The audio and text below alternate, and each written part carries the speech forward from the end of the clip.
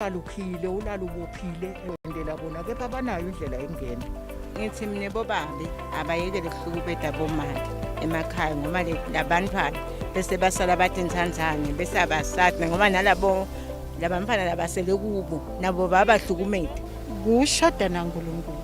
Akuna ukubulele labantu abasele awubacabangela ngathi loso iyekuthatha kwento njalo. uNkulunkulu is the only solution empilweni yemuntu.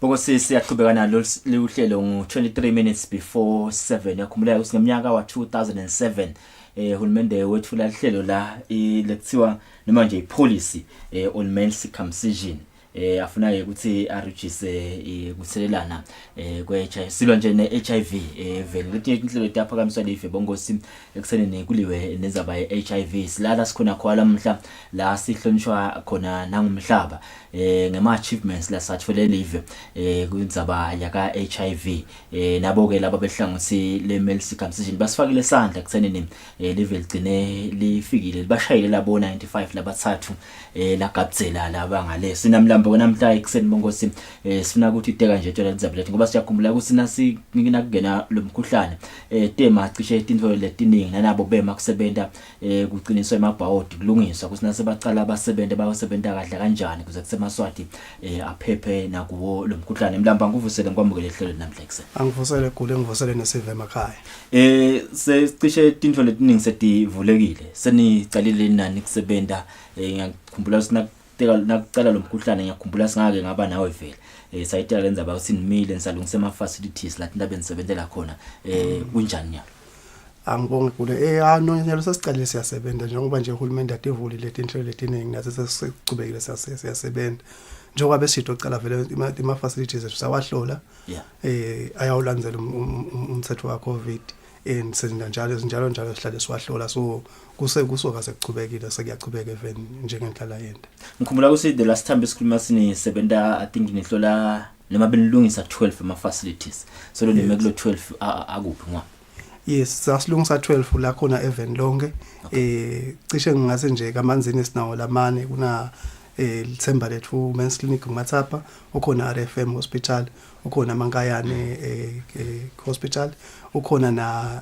isibhedlela semasoja lapha ePhocweni naso siyakhona ukuthi sikhona sekusedenge nzabade kuso bese kuba khona miracle campus esithokotho la khona ba kumathe ezibenda covid kodwa ke nawu utawufuna setho lokusoka bayakuhlola sihambe siyenda elibonjeni esitaso sithobela health center la sisokela khona sipheze sibaya na good shepherd hospital lokhona ukuthi akusoke endaseshiselweni sinaye emathanjeni health center sinaye enhlangano health center nahlathekulu government hospital bese la kaho sinaye Mbabane wellness clinic lo clinic ya yinyi partner sebenza nayo ePath bese siba nayo ePickswick government hospital eDule Spiki sibe nayo eMkhuzweni health center kanye naThuko lwako health center so kundawo ke ama facilities la sisi alinikete lona lesitolo ekusoka even ngiyakhumbula nanisukumisana ngemkhankaso soka unqobo kwaba bisemlonyeni abantu labaningi nanibuka nyalo yebo kubhejukela umkhuhlane yonke le focus la kulomkhuhlane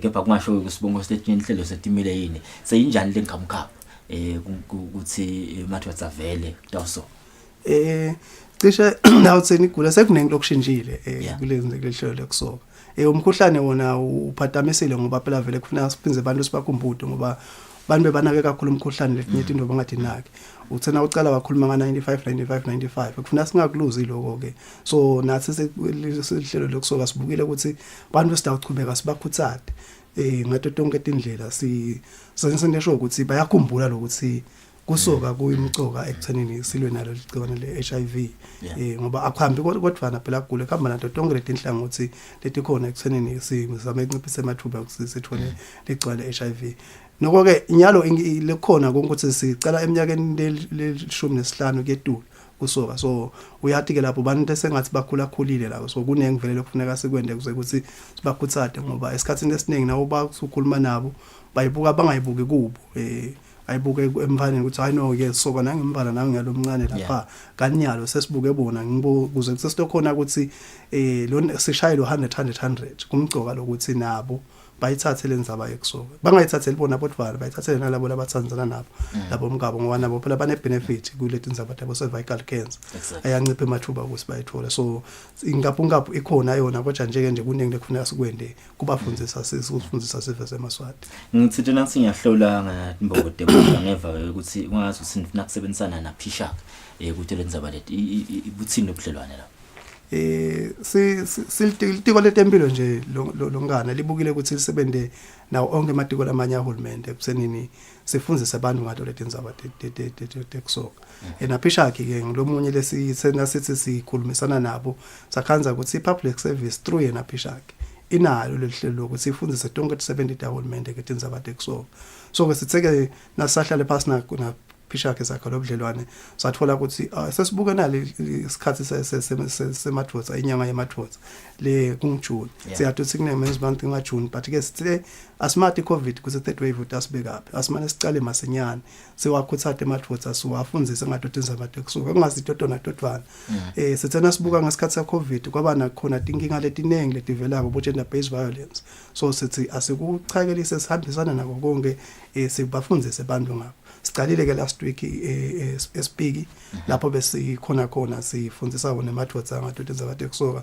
ngadotinzaba tabo cervical cancer nabo prostate cancer ngato futhi tinzaba gender based violence siyachubeka ke sidijele ukuthi sitawuhamba omane lama regions elive kungakafiki lo June then bese sesiba nawo ke la umkhankaso lomkhulu khona ngaJune lapho sitabe sibuka sesi national sibuka kona konke kuleli viki nje siyachubeka sitabe senhlangano sibuka eshiselweni lapho khona sesikhulumile nayo i region bantu abadzala ku region sesibadisile sitabe sisemathendele hall ngalesekulelanga la kusasa nje lapho khona sitabe sihlangise khona emathoza nabo bomaka sibashiyele ngephandle ngalokuthi nabo bane benefit njengoba bengishilo kufuneka bathi bakhona ukukhuthaza lamathoza ngoba siyathi ukuthi esikhathini esiningi sinabantu abasidisa kuze ukuthi sente tinfo labo make bahlale baliphela endlebeni so kungako ke sithi nabo ababe bengcenye yalomhlangano nokwena mase sikhuluma letinzaba temathoza batabe bakhuluma nabo lapha eceleni nabo bafundziseka ngekwabo sihleli phansi siyathi phela ukuthi semathoza khona bese sangweni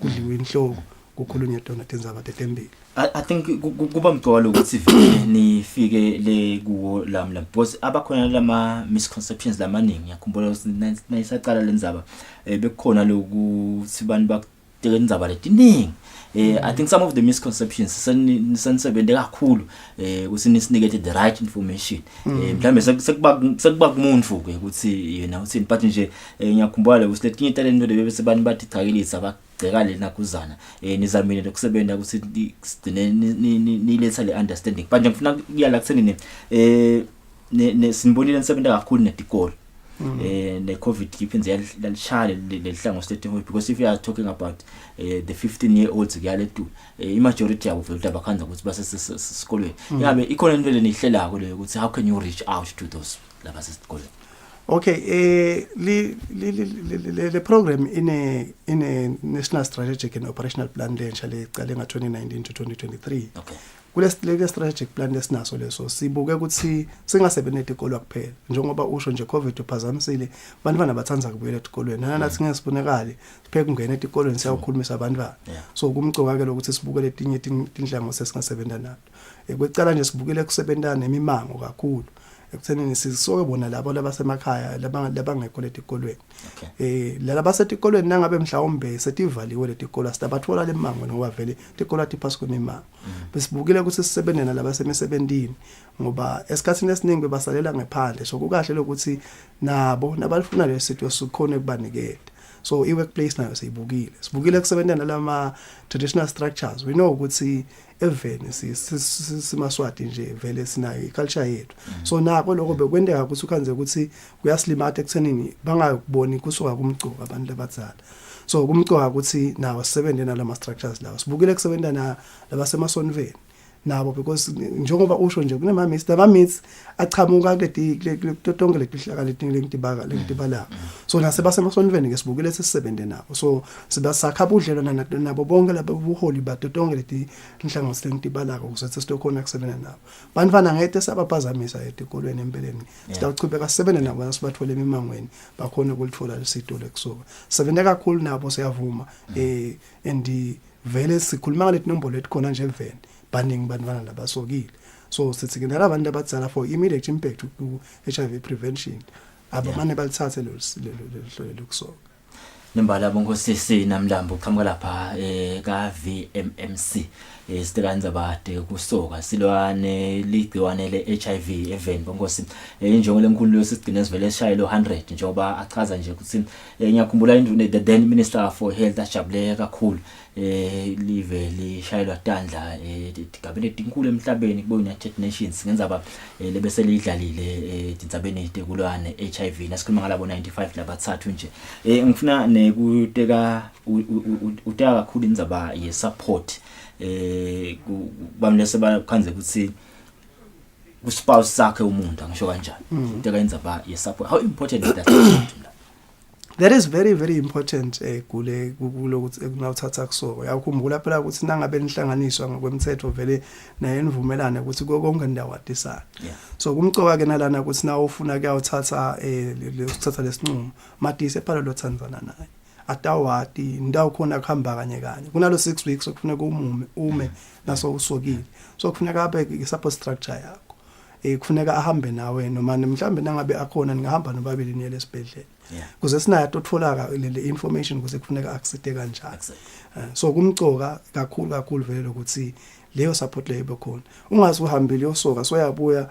usumlomdzala ekhaya abuya ucela emaconjugal zakhe ukhanze ukuthi soyangingidela la ngiyacabanga ukuthi sowuphumele ngephandle kanye kungukuthi usokile awukakhona kuyibeka kahle lenzaba la ekhaya so lokho nje siyakutsata impela kulamalanga laphelile bese besine campaign la bese sithi khona kulabo social media lese sibasebenzisa nyalo ukuthena sikhulumise abantu umuntu lo mhlambe i-couple lenenzaba lengakhona ngisho ngekusoka asayiphumele baleni isho nje kuyitshele sive ukuthi bona bahambe kanjani bobabili ekuthenini bagcine bahambe bafike basokile seyitholile ke couple efike yakhuluma washo lo bhuti ukuthi hayi cha mina inkinga yami ngangesaba but ngakhusadwa nguye lo ngithandana naye ngagcina ngikholile ukuhamba ngosoka nyalo ngijabulile sijabulile ekhaya kuhle impela so kumcoka lokuvele kusupportwana le indzaba lekho njengoba sikula kulomkhuhlane nje kuyajova litiko letempilo beliselo ligcizelela kuthenini naso jovila kusho ukuthi awusayifaka imask awusasanitize awusachelelani nebantu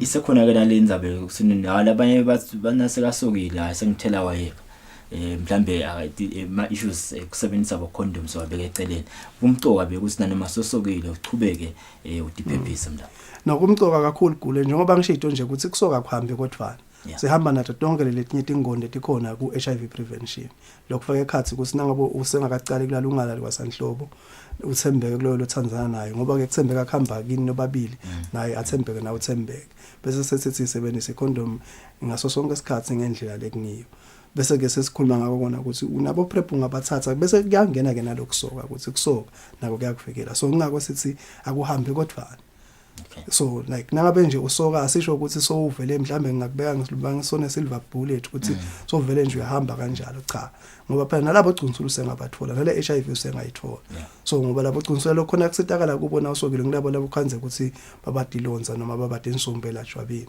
so kumcoka ke ukuthi vele nangabe usokile chobe kuyisebenzise condom ngaso sonke isikhathi ngendlela lekuniyo le shiselweni ni bamemile abantu noma siyakhumbula phela lokusisolo kunale teodini mbolo letikatsakile nenda njalo control the numbers because the interest ngaba inkulu ni memela abathide noma you are expecting anyone one interest avele mathendele ngalokho siphisha kusebenza ne-70 hulumende simeme donate 70 hulumende kodwa ke noma sitimemile sibukile inombolo ta covid sitawulandzela umthetho wa covid ngendlela leyo ngiyo sitawu nabo noma befika vele kutaba khona lokuthi bacele bahlole basanitize noma sesikhona lengekhathi emaholeni the space se social distance vele sikhona so sitibukile leti inhlelo leto nangabe mhlambe kutawukhanza ukuthi sebaba baningi kakhulu sikhona sikhala ngephandle la sitawukhona khona ukuthi ba khona ekuchelelana sichubeke nemsebenzi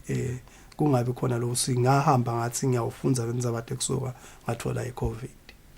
Lembala bongosi sethemba ukuthi batawuphuma ke vele baseshisele 70 tembuso tingenele le mhlangano lemcuka le ukuthi sikhulumisana ngayo ngiyakhumbula neParliament ibuta induna itembele ukuthi lo ngathi sesigcile kakhulu lo Covid lekinye indzaba ke libesolo titeko yachaza induna ukuthi likahlala litiko ngama sectors lahlukene siyakhumbula nje evinyile liphelele sibonile induna inebakamana leveva imukela emaphilisi lokukhomba kona usinana masilwa nemkhuhlane kepha letinye tinsaya lebesolo sibhekene nato silive siyachubeka nekutilwa nyalo nje tikoleni njengoba kutaba nale ncwadi noma leso sifundo lesikhuluma ngeCovid ngiyethemba at some point angade mabezi yake yaba khona into lena ngizana lena mhlaba noma itagcine seyikhona la khona kube nje nencwadi noma nesubject kutabe kukhulunywa nje ngekusoka tikoleni.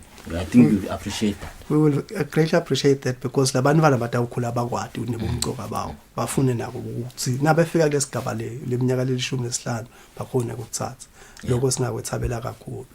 Mlambo asibonga kakhulu sinisifisela lokuhle kodwa nisasebenza kulomnyaka lo nilibandla sethemba ukuthi nemaswati ataqhubeka anibambise kuze kusisonke silishaya ligoli lesifuna ukuthi siyabanga usube nasinamhlanje. Asibonge igoli sethemba ukuthi emaswati atawuthatha ihlelo lokusoka kule dibhedlela lesitishi to event.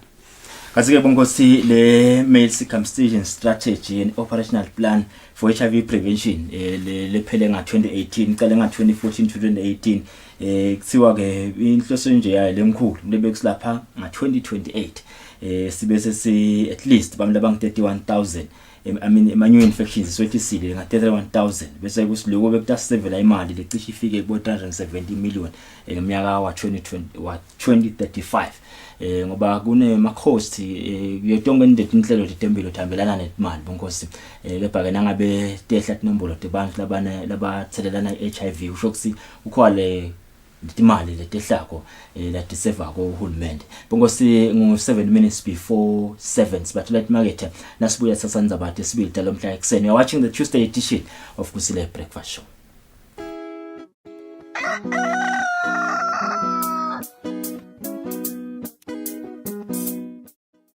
Bosimelana nine labakhulu ngiyacela bompembe nilamule indzaba yesikhwama samkhulu asikubulali lokumfana kwamajaha ine sebenzile singaka. The pillar of the family falls, leaving behind a divine legacy.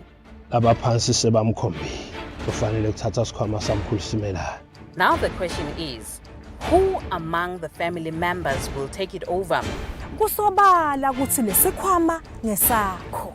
Cha mama, basengangikhombi lapha phasi. Oh, nayi imihlolo nemambalo yasangana ufumele emadimoni ukuthi adlale ngemfana ethu. Instead of being inherited, it brings nothing other than sadness, anger, Angiyoze lesankomo. frustrations, all in one drama. Simanga.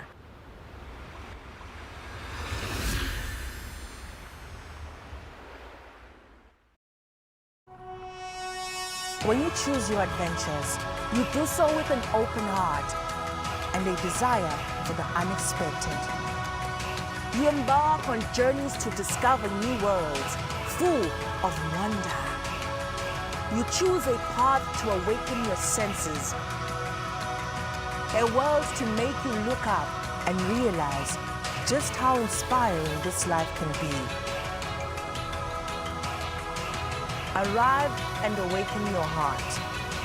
Explore life in ways only thought possible in your dreams.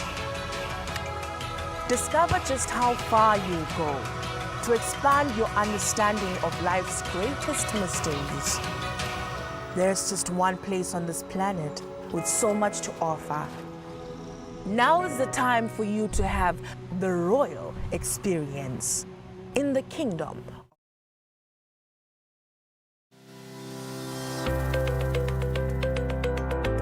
Once umfuje ngibekise uthola noma licingo lakhe say message seniyacabana seniyabulalana nje uyathi kuyashaqisa Kulaba labahlukubetekako Nginekwe ukuthi ngalokuthi phela kuhlubeteka okay ke ngaqala namuhla kwanza ukuthi iprocess leqhubekako. Kungcono ukuthi nje kusina kusacala uvele ukureport ungameli ukuthi umuntu azaphindza akushaya noma aphindza akurepe yabo akuphinzeleli. Asise saba ngisho asathi nokuthi sesikhiya sile etindlini. Ulala ugcokile, ulala ukhile, ulala ubophile eminyango uthi solo wendela bona kepha abanayo indlela engena. Ngithi mine bobabe abayekele ukuhlukubeda bomake emakhaya ngoba labantwana bese basala bathi intsandzane bese abasathi ngoba nalabo labantwana labasele kubo nabo babahlukumede. Kushoda naNkulunkulu. Akuna ukubulele labantu labasele awubacabangela ngathi lo siyekuthatha kwento njani. uNkulunkulu is the only solution empilweni yemuntu.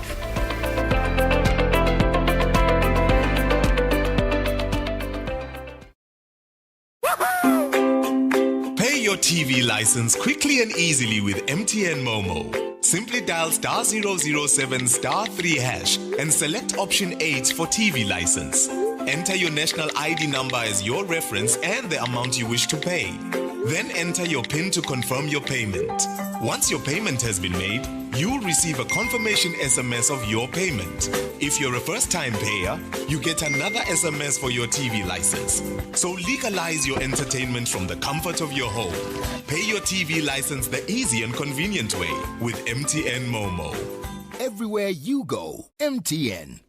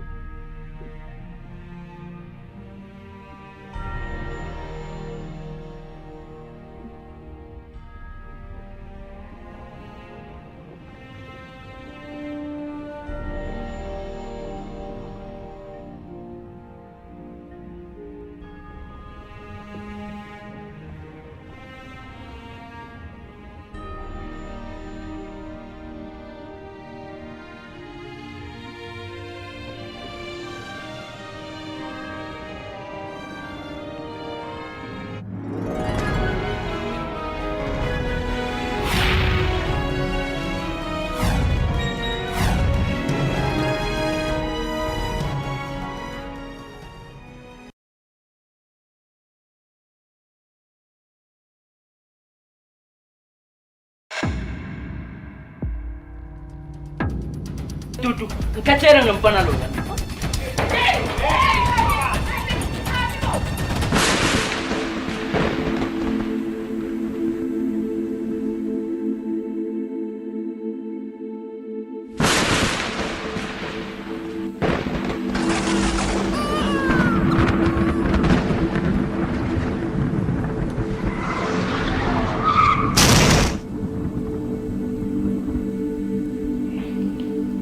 Babelo sezulwini ngisonzela kuwe ngosinana indodzana yami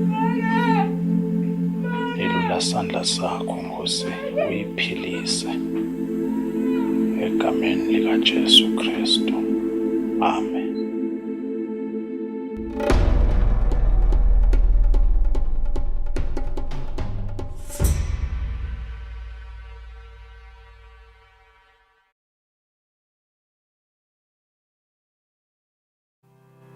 Eswatini Television, in partnership with Junior Achievement, brings you season 2 of Dream It Achieve It. Lwati ngebhizinisi siplani ibhala kanjani, ibhizinisi ifuna ini, ndakuthola lokho ka-JA bantu sinto kakhulu. Be empowered with marketing skills in your business and entrepreneurship so that you can prosper and build our growing economy. Watch Dream It Achieve It season 2 coming soon on Eswatini TV, Sibubo Semaswati.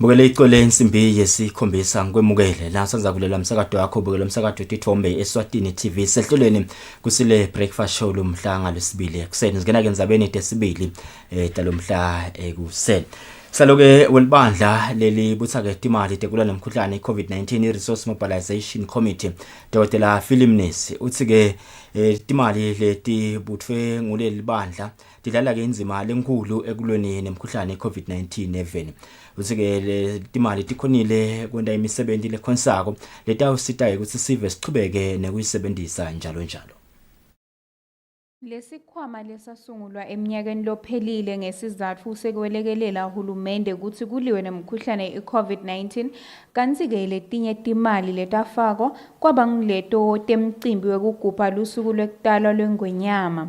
Sihlalo welibandla lelibutha imali yekulwa nemkhuhlane iCovid-19 Dr. Phil Mnisi uthi le mali yathenga kwekutivikela kwebetempilo nemithi lebulala emagciwane ema-sanitizers. Lenye ingcenye yale mali yasita ekuthenini kufakwe emanti emimangweni leyahlukene emabhohol.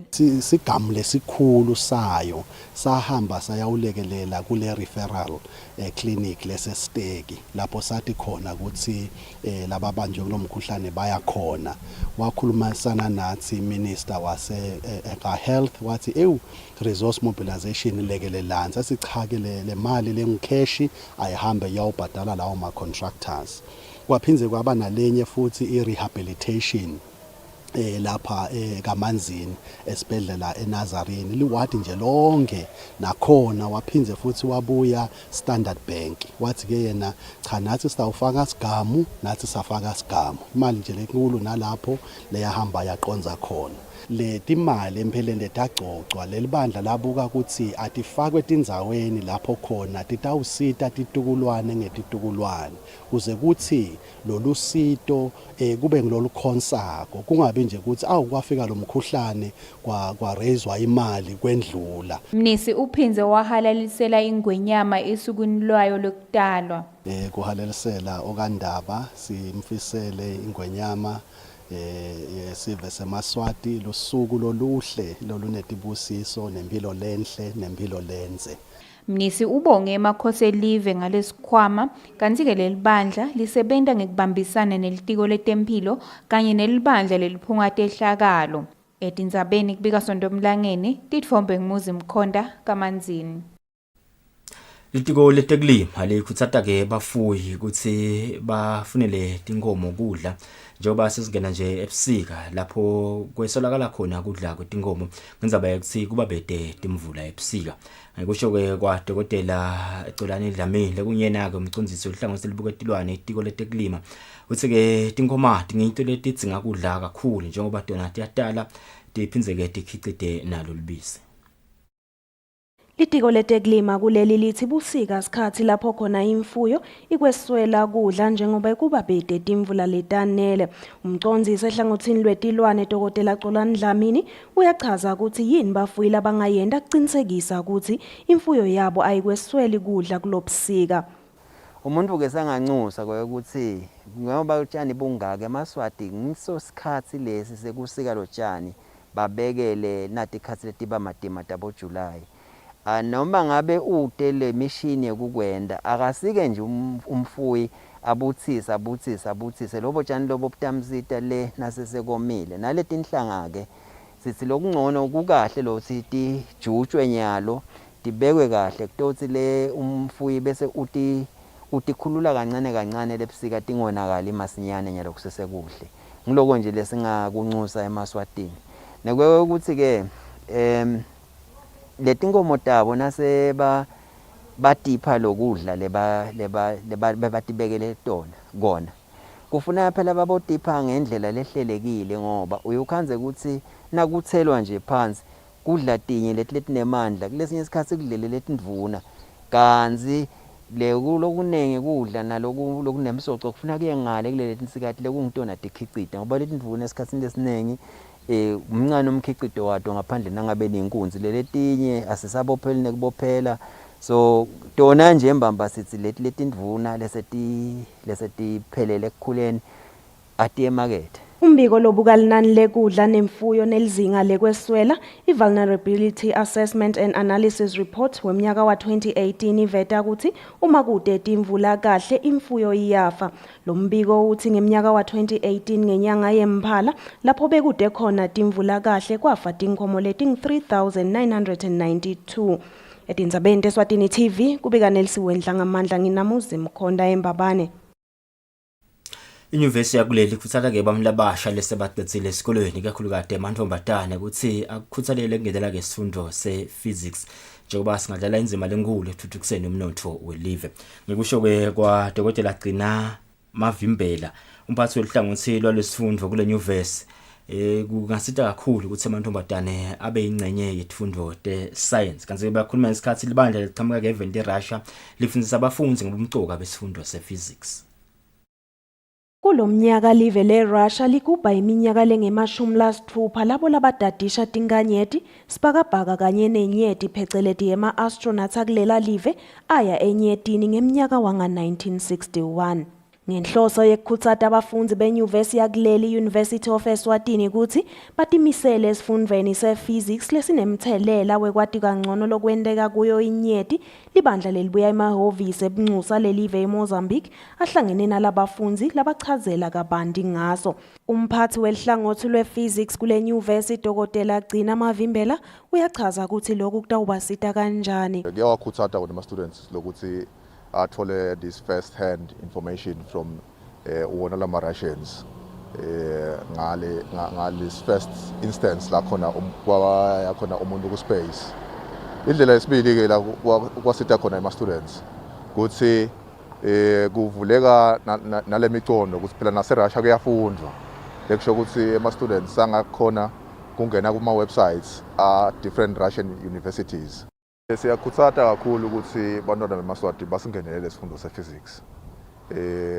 Ngoba bengizama ukuchaza nje ukuthi i-advancement learning ku-technology lo yayibona mhlawumbe wena sekumainstream iyayiqale khona le ma-laboratories aka-physics. Mane-ke ukhanza ukuthi abantu bethu bayaye beve ngathi hey lesifundo kuyobe silikhuni khanze sethi tincane letinombolo kanti sine siyakhutsata lokuthi itenyuke letinombolo baye banenge sikhutsate nakubo besimame kusinabo babe khona basingenelele isifundo baye banenge. Nikita welibandla lelibuya eRussia uchazele bafundi ngemlandvo wekuthi ama-astronauts akulela live yini la yenda kude afike enyetini. Pilot and came into history like this. So this is one side of his story. Mavimbela uthi kulomnyaka abafundi be-physics balinganiselwa ku-50 kusuka kulabo labenda umnyaka wesibili kuya eminyakeni wesine. Uthi kulaba labenda umnyaka wesithathu nesine emantfombadana asihlanu nje kuphela. Etindzabeni teSwatini TV kubika Nelsiwendla ngamandla nginamuzi Mkhonda kaManzini. Ngenhloso yekonta isiqiniseko sekuthi bahlanyela imali labatawuvula ke emabhizinisi kulele bathola ukuthi akhona emaswati lanemakhono lawo labawadzingako sengqondongqondo yemaswati ke uhlela kungeda inombolo temaswati labaceceshako esikoleni setemakhono. Anti kusho kwalochumanisa iRSTP nesive senzo malaza kumcoka ukuthi baceceshe emaswati kuletinye tinhlangothi tetemakhono bangagcini nje kwacecesha emaswati kude kuchumana nakutebuchwephesha kuphela. Songqondvo wemaswati ngelihlelo lokucecesha emaswati ngemakhono lasezingeni elisetulu ngenhloso yokuqinisekisa ukuthi bahlanyela imali batfola emaswati lanawo lamakhono noma emakhono ladzingekile ngelihlelo lwe-Advanced School of IT.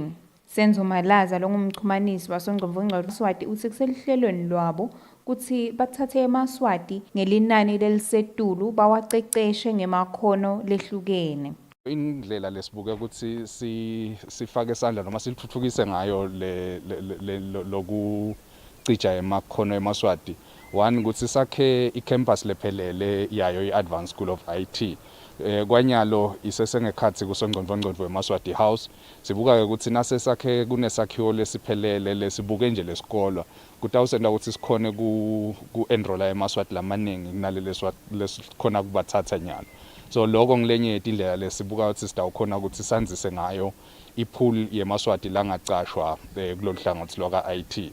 kodwa ke lenye indlela lesiyibuke ukuthi sisanzise ngayo eMaswati la nemakhono kulolu hlangothi lwaka IT ukuthi sale sengcela ekutheni sinikete tifundvo lesingathi ngema weekends noma sikhone nekuthi eMaswati afunde online kuwo onke lama programs lesinawo ngephansi kwe-Advanced School of IT.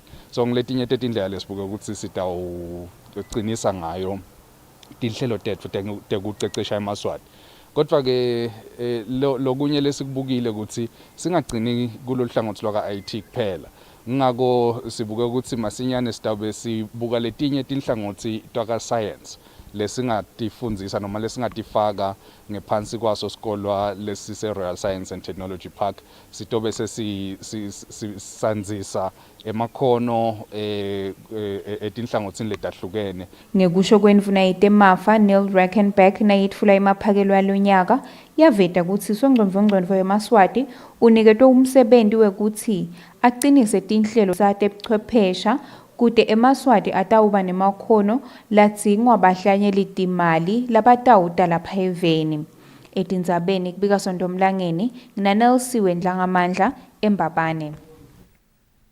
Likomiti lelibukeke indzaba lekuthiwa nguMangcunyana lelisenthonjeni licuketseke tintfo ligugu nemlandvo welive leSwatini lanalo libe mtsibi munye neMaswati tolo kufisela ke Ingwenyama lusuku loluhle lokudalwa.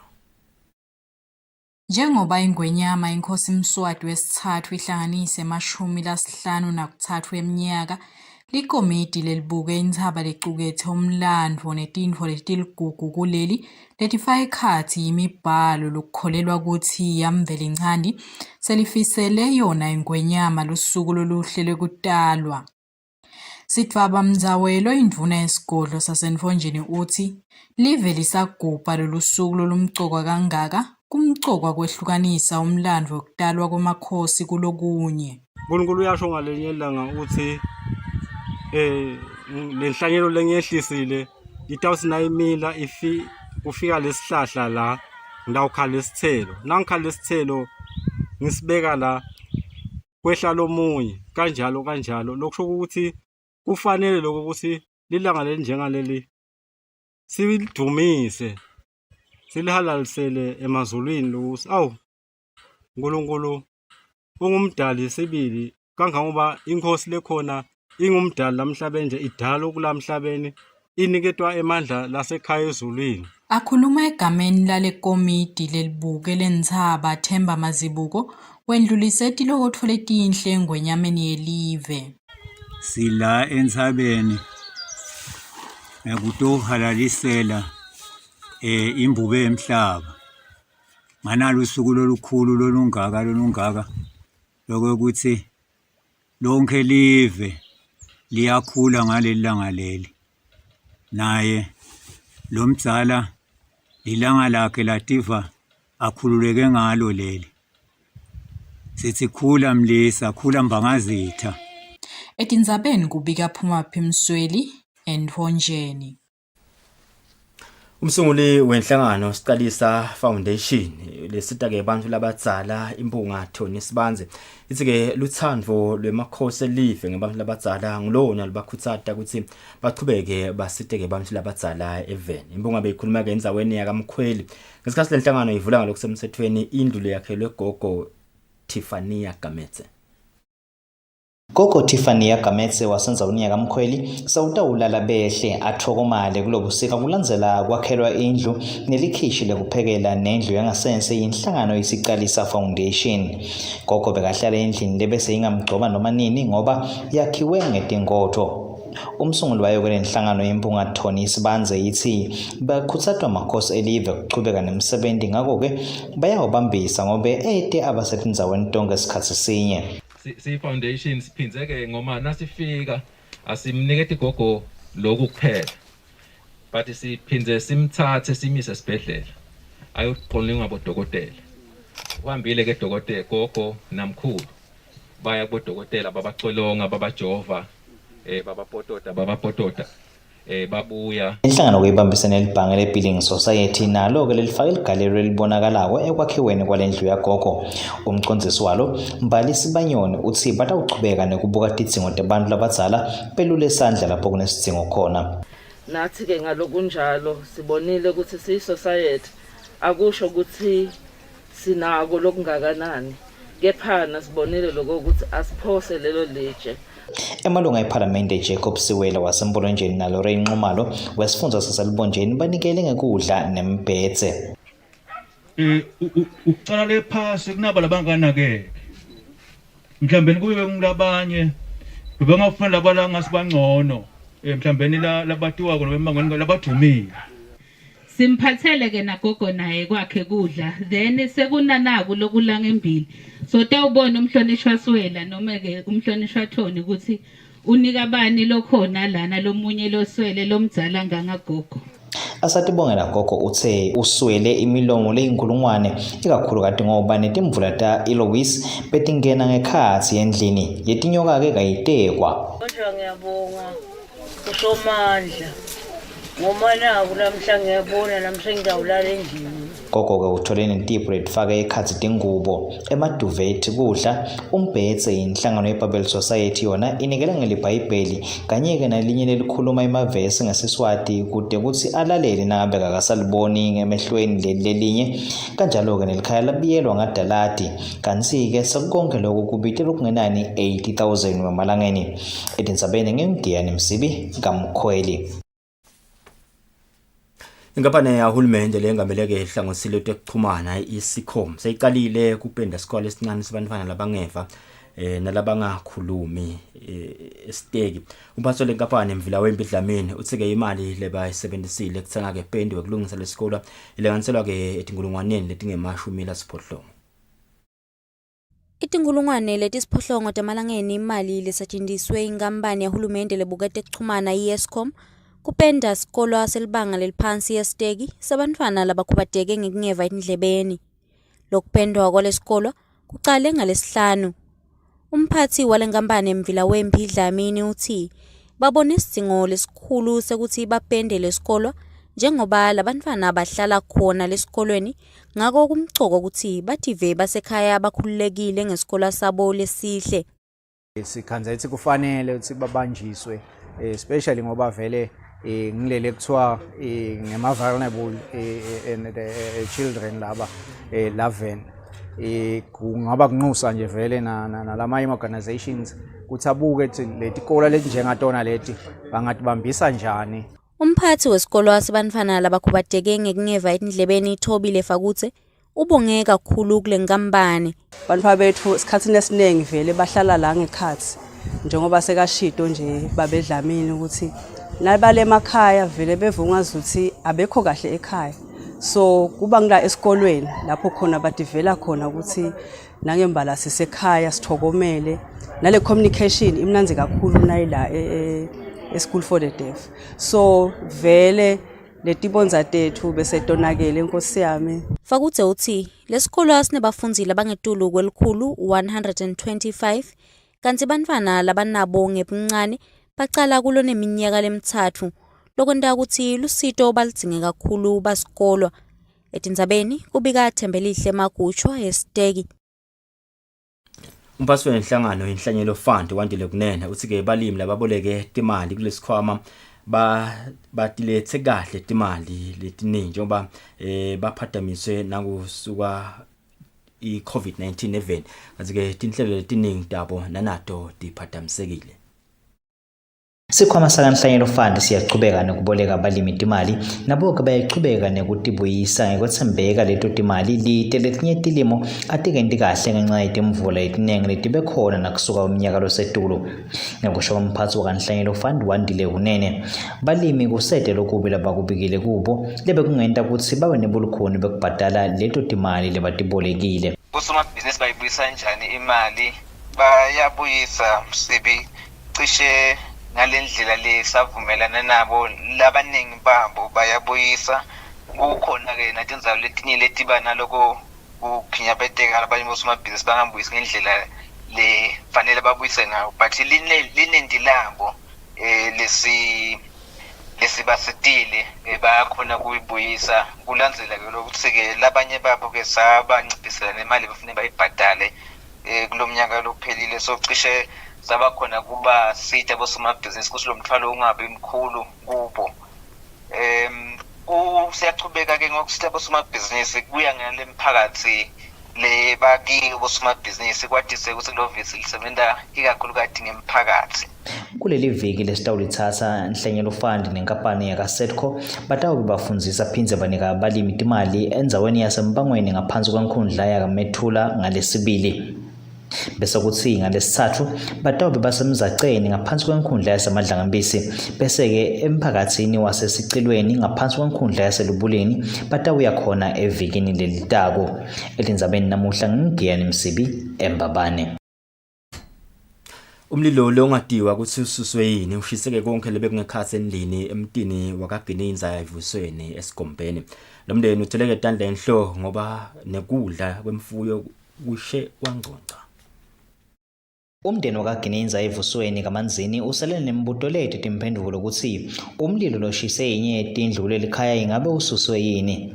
Lesigameko sendeke ngalesithathu lesisuka kuye lokushiye yonke impahla beyingekhasi ishe yangconca lokufaka ekhatsi umbhedze, tingubo, umshini wakujuba tihlahla nekudla kwetingulube njengoba babafuyi kuleli khaya ngikusho kwaba bempilonhle Gininza longumbabe kuleli khaya. Unkosikazi wakami nje baqedza kuphuma khona lapha abidwa ngomshana lomsekade ukuthi abamane bawusubsubtela tinkuni. Ngale kwaloko ngicabanga ukuthi vele ngakutekwa letinye ngoba ngicabanga ukuthi kunginyalo vele ngabe sifake ingubo emlonyeni. Sibonga uNkulunkulu nje lo wenda ukuthi nebakithi akhone kusinzisa umphefumulo noma impahla dilimele. Umonakalo vele waba mkhulu kakhulu ngoba naye wathi nakathe nakaphuma lapha ekitchen ngoba ikitchen leli la ngenhla kwethu wathi nakathi uphose emehlo la ngendasi nje ucetha kuthula leto tinkuni lapha yakuthi sabtela wathi nakabhekise emehlo ngalandleni wabona infufu ishunqa la khathi kovrande magabheni. Gininza ubonga umdali ngokuphepha komphefumulo kulesigameko kaningi labangamsita bangamshayela inombolweni lesi 76435681 ikakhulukati ngalo lusito lwetingulube takhe lokudla kwato. Etindzabeni ngingiyani Msibi evusweni.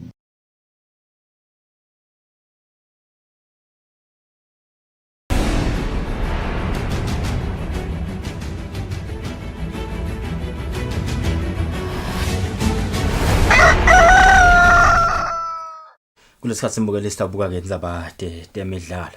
Raymond Mathonsi senguyeke eshambeni wenzebe Eswatini Royal Insurance Corporation yokuqala kulomnyaka endzebeni yeligaluva. Kanti ke Mathonsi usikudlala ngekutikhandla ngikoke lokumende kuthi agcineke ayincibile lenzebe. Kanti bayakhuluma kumancama lenzebe ladlalelwe eRoyal Swazi Spa ezulwini.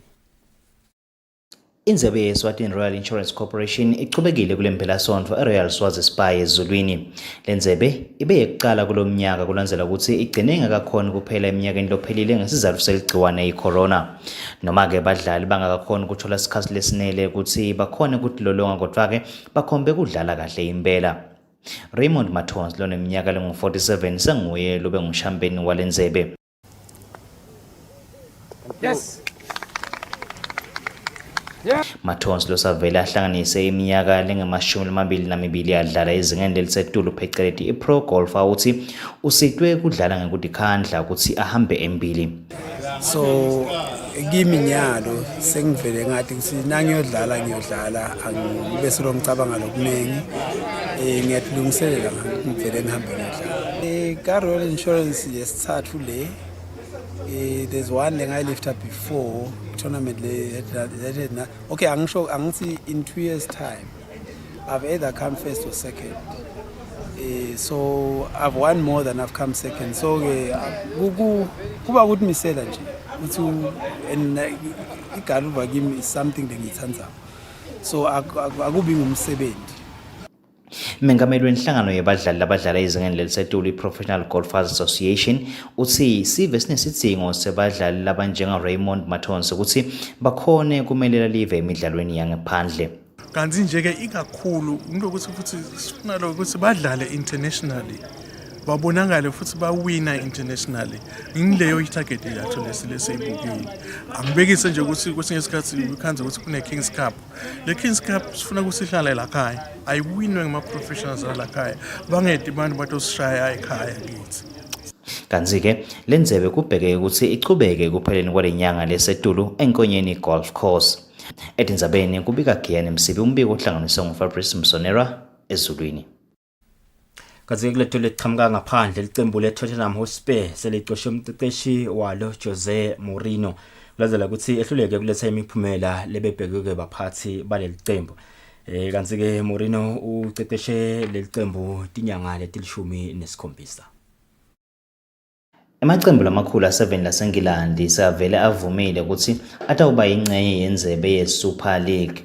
Lenzebe lekubhekeke ukuthi ihlanganise emaqembu lange-12 yi-Arsenal, Chelsea, Tottenham Hotspur, Liverpool, Manchester United kanye neManchester City a7 laseNgilandi sekavele avumile ukuthi ataba ingcenye yayo-ke lenzebe.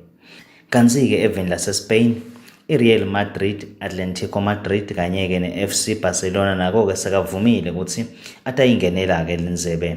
Kanti-ke even lase-Italy khona Juventus, AC Milan kanye-ke ne-Inter Milan nawo-ke sekavumile. Asavuma lenzebe lamaqembu avete ukuthi lenzebe ingadlala emkhatsini waleviki futhi aphindze aqhubeke nokudlala imidlalo yayo leyetayelekile. Inhlangano ledlalisa umdlalo webhola eEurope UEFA seyivetile ukuthi yona angeke ivume ukuthi ibe khona futhi lamaqembu kanye nalabadlali labatawutholakala badlala kulenzebe batawuhlawuliswa. Inhlangano ledlalisa umdlalo webhola emhlabeni iFIFA nayo ivete ukuthi angeke ivumele lenzebe kanzi-ke labadlali batawutholakala badlala lenzebe angeke bavumelwe ukuthi badlale enzebeni yemhlaba.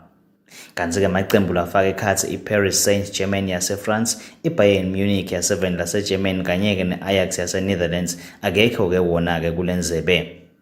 Kanti-ke kuthiwa umsunguli walenzebe ngumengameli welicembu leReal Madrid Florentino Perez.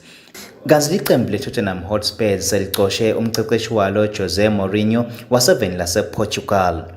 Mourinho wanikwa umsebenzi ngeminyaka wanga-2019 ngesikhathi kuhamba leyo beka ngumqeqeshi Mauricio Pochettino wase7 lase-Argentina.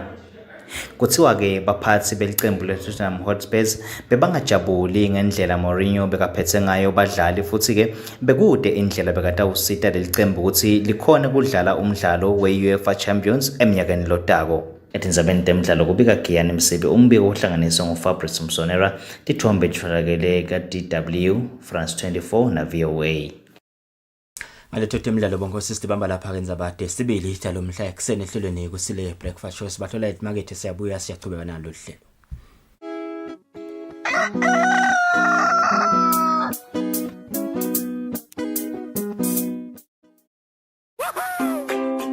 Pay your TV license quickly and easily with MTN Momo. Simply dial *007 *3 hash and select option 8 for TV license.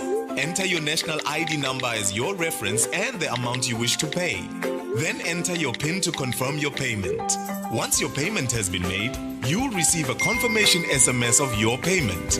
If you're a first-time payer, you get another SMS for your TV license. So legalize your entertainment from the comfort of your home. Pay your TV license the easy and convenient way with MTN Momo. Everywhere you go, MTN.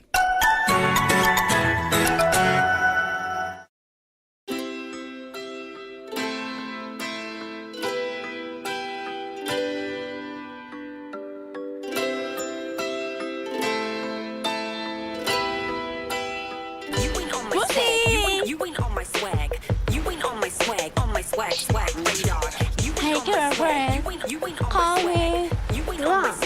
Hey, my name's Gigi Callahan. And Gigi's a movie star I haven't seen in my life. I came here to say hello everyone. This is who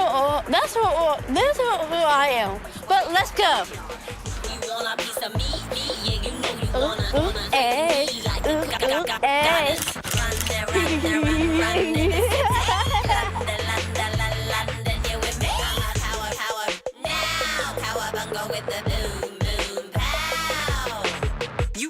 swag, on my swag radar.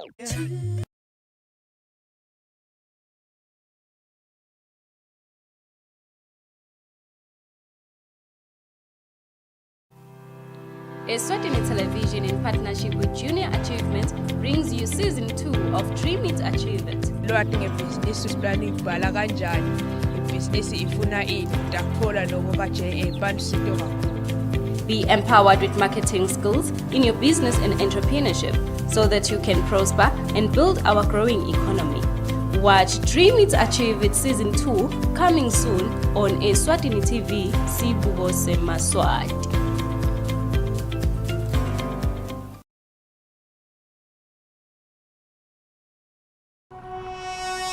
When you choose your adventures, you do so with an open heart and a desire for the unexpected.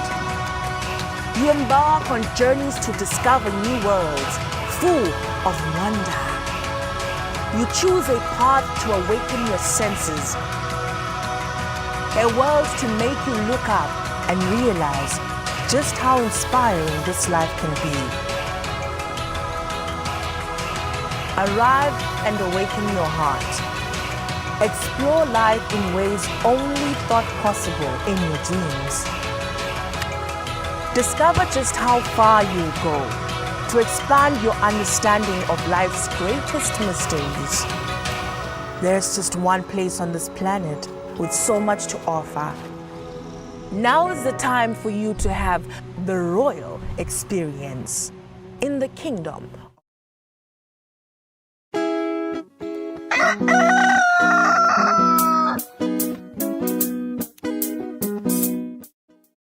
Siyathuba bongosi nalo hlelo sithatha ke sigaba sekugcina la sifuna khona kubuka ukuthi ingabe live leSwatini lime njani nasibuka wona umkhuhlane we-COVID-19 njengoba ndivuna itembele wekhupile ke nembiko elangeni la itolo la uvetha ke sithombe sekuthi lime njani leSwatini. Yakhumbula ukuthi besikhathi esinabo vusilokothwako la the other day siyiteka lenzaba yesilive lungiselela le third wave kanti ke itolo litiko lende ama test lang 428 kubebeteke namunye lotholakala ukuthi unawo lo mkhuhlane ma cases nje lesinawo silive ang 18417 kanti nasibuka ima active cases kubantu lesingathi mhlambe balashelwa wona lo mkhuhlane bangamashumi lamathathu namunye 31 lese baluleme bangu 17715 kungedeke nje labathathu itolo lesabaluleme kuwo lo mkhuhlane. Currently laba lalise emitholampilo yelive basithupha kudeke itolo letholakele ukuthi ushile emhlabeni ngenzaba yalo mkhuhlane bamlese bashile nje kusukela live lalo nalempile bangu 671 kanti ngenzabeni yekugoma total vaccinated to date eMaswati la gomile ang 31846. Ngisoke simo semkhuhlane we-COVID-19 kulo live njengoba induna yetempilo yisoleke ichaza bonkosi ukuthi nembala live solo ligadzile libuke likhalweni ukufika kwemijovo kutawuchubeka eMaswati ajove leona umkhuhlane we-COVID-19 njengoba nje sibuka emhlabeni wonke jikelele live leIsrael ngiloke live leselive lelakhipha umthetho ekuthenini cha na uphumela ngaphandle usayifaka imask njengoba 60% webantu belive leIsrael sebagomile gomela wona lo mkhuhlane lo kanti live leCameroon liyacala nanalo licala ke ukuthi bantu bagomele wona umkhuhlane weCovid-19 njengoba limtholile 200,000 wema vaccine laqhamuka ke eveni leRussia babhekele ukuthi baqale lo msebenzi wegoma lapha eMalawi ke ndekatimanga kubikiwe ekuthenini President Lazarus Chikwera ucosheke induna yaka Labour wayicoshela ke ukuthi idle $800 induna nguKen Kandondo wathatha ke $800 kulesikhwama lesina $8 million kulwa nemkhuhlane iCovid-19 kusiwa imali ayisebenzisa nakathatha lihambo loya eNingizimu Afrika uyilethile ke le mali kepha ke mengameli wavele wamqosha wathi ngesikhathi aletha le mali beyidingeka bekude cishe labanye ke lababoshiwe bang 19 lebaboshelwe ukuthi babe nesandla kuthenini badlabhathise imali tekulwa nale COVID-19. Uchazile ukuthi kude isigebengu lesitawubhaqa kule civil service yaseMalawi noma ngeba $1 linye utavela mqoshe sento ke lesile basemukelako abantu belive leMalawi ekulweni nenkhohlakalo ikakhulu kubantu bantu labatentelako kunendzaba yekulwa nale COVID-19. Mhlambe singakathathi kuva indzaba yemkhuhlane COVID-19 nemibuto leqhamukako niketwa ibuto baka WHO ngendzaba yalomkhuhlane emhlabeni. Indzaba lena lebengiyiteka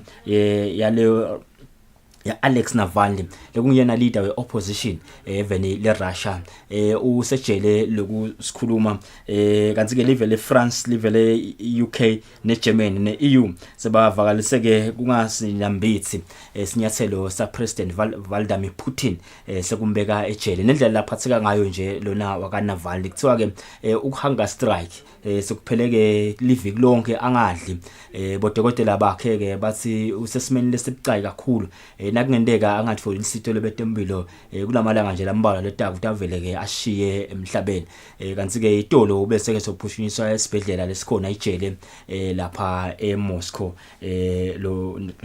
lona political activist Alexei Navalny. Bokosi asiyeke emhlanganweni wa WHO nethathe lapho betbuta khona imbuto mayelana nemkhuhlane COVID-19 emhlabeni wonke jikelele.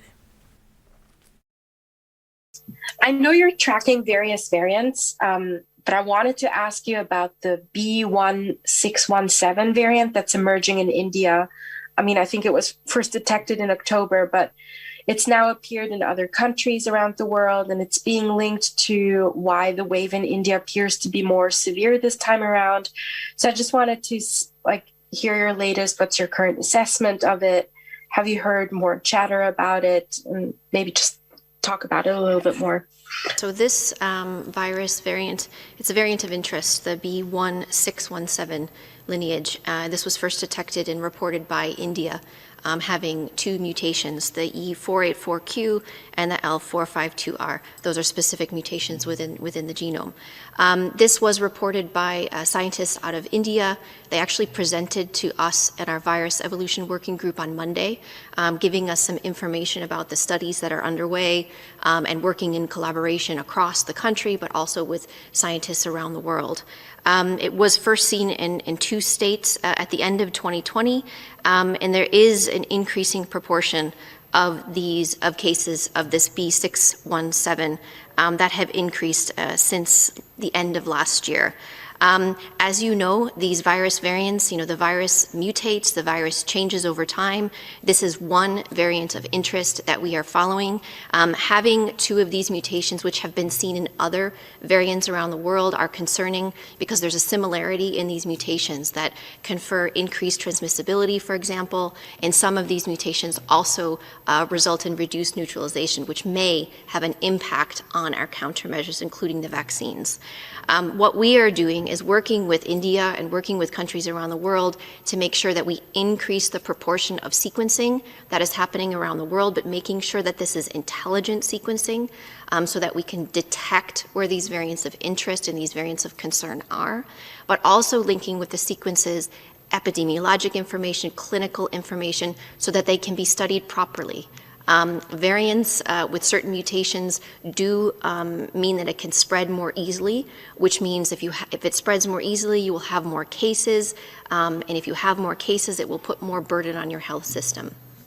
And so this is one of the ones that we are tracking. It is one of the ones that's on our radar, and in doing so, it means it's on the radar of people around the world.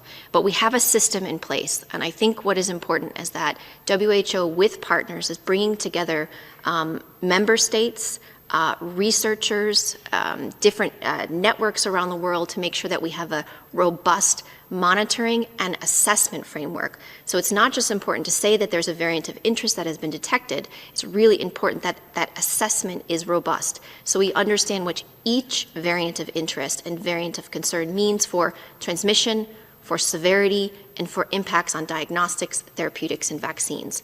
That system is being strengthened around the world because right now, the variants that have been detected the vaccines still work against these variants of concern, against severe disease and death, and that's really, really important. But we want to have a system in place should there need to be a change in some of our countermeasures going forward. And so this is one of the ones that we are looking at. This is one of the ones that we are tracking. Indeed, it has been reported in other countries across Asia, across North America, but it is something we need better sequencing to better determine where it is circulating. So this is one of the ones that is on our radar, in addition to the B.1.1.7, the variant that was first identified in the United Kingdom, the B.1.351, which is the variant that was first detected in South Africa, and the P.1 variant that was first detected in Japan, but is circulating in Brazil and in a number of other countries. I have a question for Director General Dr. Tedros and also Dr. Kasai, Director of the Western Pacific Regional Office, head of the World Health Assembly. It's about on information sharing. What measures or reforms do you think WHO should implement to cooperate better for information sharing between the regional office and WHO? And also between the regional office and member states in preparation for future pandemics? Thank you. Thank you very much, Akiko, for that question. Let me start this way. Headquarter and the region office and country office works as one. So under this COVID-19, since January 1st of 2020, the three levels being connected and responding together.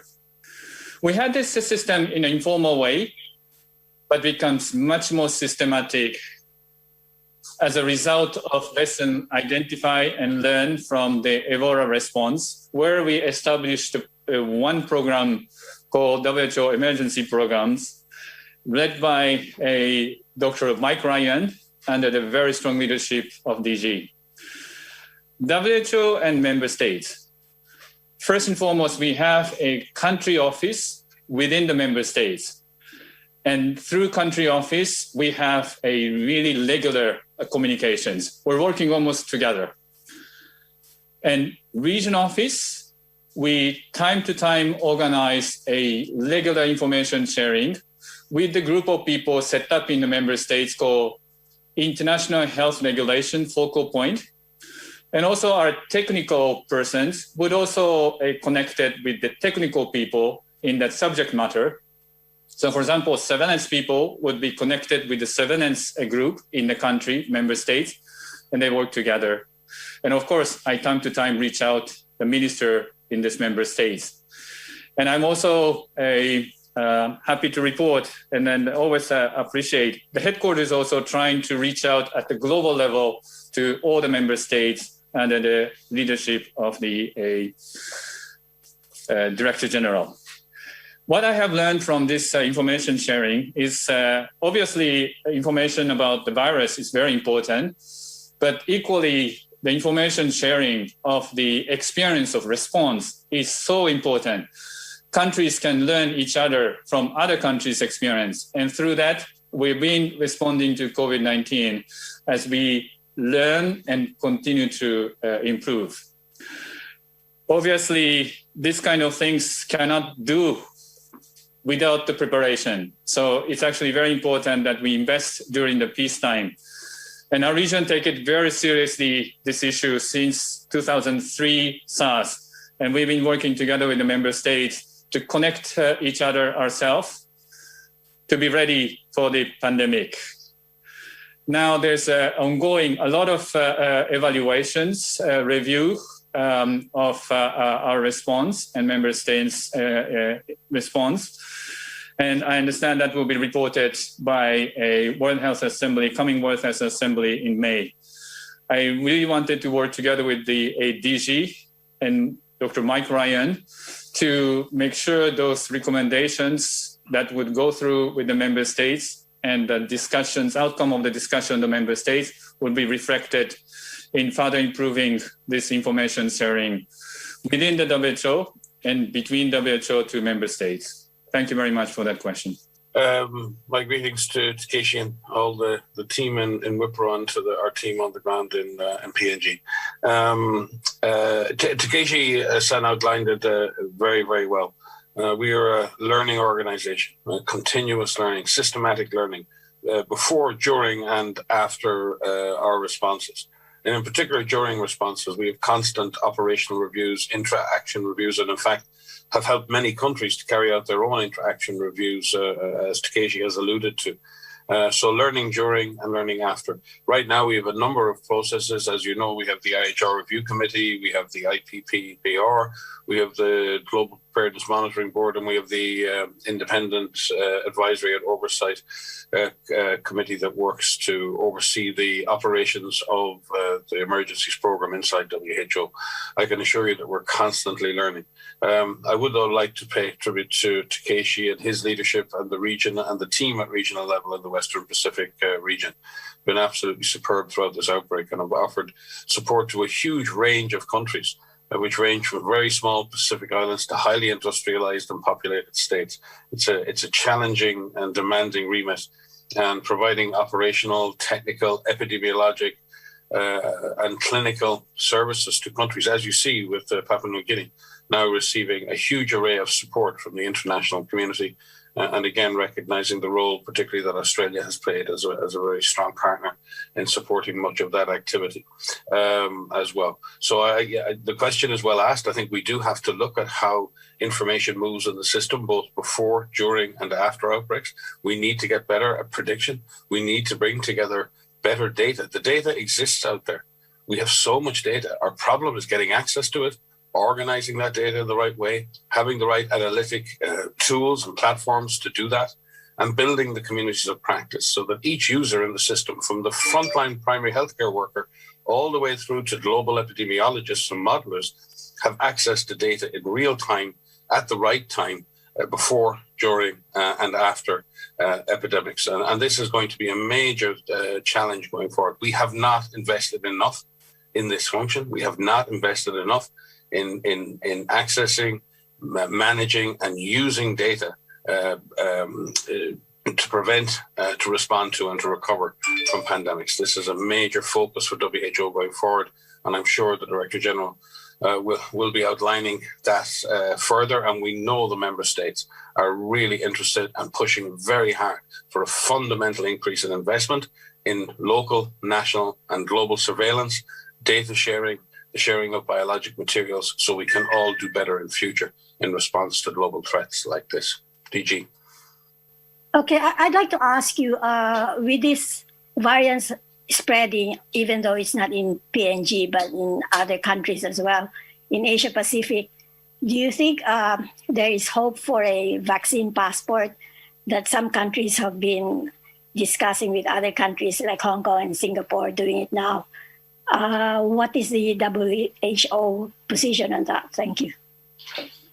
This is a topic, obviously, which has been coming up from time to time, and we've heard about various initiatives or ideas that countries have proposed. And the basic concept, of course, is that people want to get back to traveling. When traveling safely, they want to get back to their business, travel needs across countries and so on. And we need to look at this from the point of view of the scientific rationale behind something like that, as well as the other implications, which could be equity implications and ethical implications. So for the scientific principle of a vaccine passport, I guess what is needed is something that tells you that you are not infected and you're unlikely to infect other people if you're traveling. I think that's the basis. And so some countries have proposed not only immunization, but also, as we currently is needed to travel, a molecular test, a PCR test, which is negative before you can get on at least on an international flight. An antibody test could be another way of showing whether you're protected or not. But we haven't got to the point where we have established criteria for antibody levels, for example, that are protective. And in fact, we know that vaccines do not protect 100% against infection, even though they're very effective against severe disease and hospitalization. All the vaccines tested so far have been highly efficacious, but we're still getting data about the efficacy against infection, asymptomatic infection or infection with very mild symptoms. Some vaccines are showing that they do protect against infection, but maybe to the extent of 70 or 80%. So we cannot take it for granted that just because somebody is vaccinated, that they are absolutely not going to be infected and therefore not be a risk to others. So that's the first scientific fact, and we are learning more about protection after natural infection, protection after vaccination, and this will continue to evolve. The second very important issue, of course, is that we've seen currently, and the Director General has repeatedly underlined the inequitable situation of vaccines around the world just now. We heard from PNG as well. They need a population of over 8 million, and the supplies that they have currently will be enough just to protect the most high-risk and vulnerable groups. And many countries, we know that while some countries have vaccinated over 30-40% of their adult populations, others have barely reached 1% or even less. Many countries are at less than that. So this is not something that can be applied globally right now. It's just not possible because not enough people have had the vaccine. And of course, this is going to change. It's going to get better, and as the year goes on, hopefully much larger proportions of people across the world will have access to vaccination. So at this point, the emergency committee also is the committee actually that advises WHO on travel regulations, and we are waiting for their latest guidance from the meeting that was just held. But the position will continue to evolve as the science evolves. But at this point, we have to be really very careful when we discuss the idea of the vaccine passport and what exactly do we mean when we talk about a vaccine passport. If it's a record, and what we are recommending is that all individuals who get vaccines have a record, and this can be a digital record. And we have produced the technical standards for what this record looks like, a smart vaccination card or a digital card, move from paper to digital. That's good for everyone. It's good for countries and systems, immunization programs, and it's also good for individuals who don't have to carry a paper around with them. But that's very different from making it mandatory for someone to have a certificate in order to travel. That's where the problems really start coming up, and we have to think very carefully about it. No, Sumi, I think Sumi covers it extremely well. I think Sumi has said something very significant there. We want people to keep a record of vaccination, and we want countries to keep a record of who they vaccinate. So having a record in paper terms or in a booklet or a digital record on your phone of your vaccination status is good for you. That's good for your health. And it's good for the authorities to know who's been vaccinated in any given country for planning purposes. That's very different to what that document or what that certificate is then used for. Is that document going to be used so you can access or not access your workplace, or access or not access international travel, or access or not access university education? And that raises many issues, as Sumi has said, ethical issues, equity issues as well. And they do need to be considered, especially in a world where vaccine is distributed in such a grossly inequitous way. The other issue here is that the vaccination card does not necessarily tell you anything other than a vaccine has been administered. And we know these vaccines are highly effective. And therefore, having a vaccination card is very likely to represent your immunity. But as Sumi said, not necessarily preventing you from transmitting the disease, although the evidence is growing that it has a big impact. But there's also your immunity status. We've heard this before, your antibodies. You could have had a natural infection and have antibodies even though you weren't vaccinated. We currently, many of us are subjected to infection tests, antigen tests, rapid tests, and PCR tests. They test whether you actually have the virus up your nose or in your respiratory tract or not. So there are different types of tests for both your infection status, your immunity status, and your vaccination status. All of that does need to be brought together into a more coherent framework. So this information can be used by individuals and governments, but used properly. and with proper moral and ethical considerations. The Emergency Committee has been considering their advice around the use of travel vaccination certification as a prerequisite for travel, and they will be advising the DG in the coming hours and days as to whether their previous advice would change at this point. Their previous advice, up to their meeting yesterday, was that they advised that certification of vaccination should not be used as a prerequisite for international travel, but they said they would keep that under review, and they have been reviewing that again yesterday. Thank you. UNICEF is trying to buy 1 billion syringes by the end of this year in order to distribute countries. Together with vaccines, 1 billion syringes in addition to 600 to 800 million syringes they procure annually seems to be a large quantity.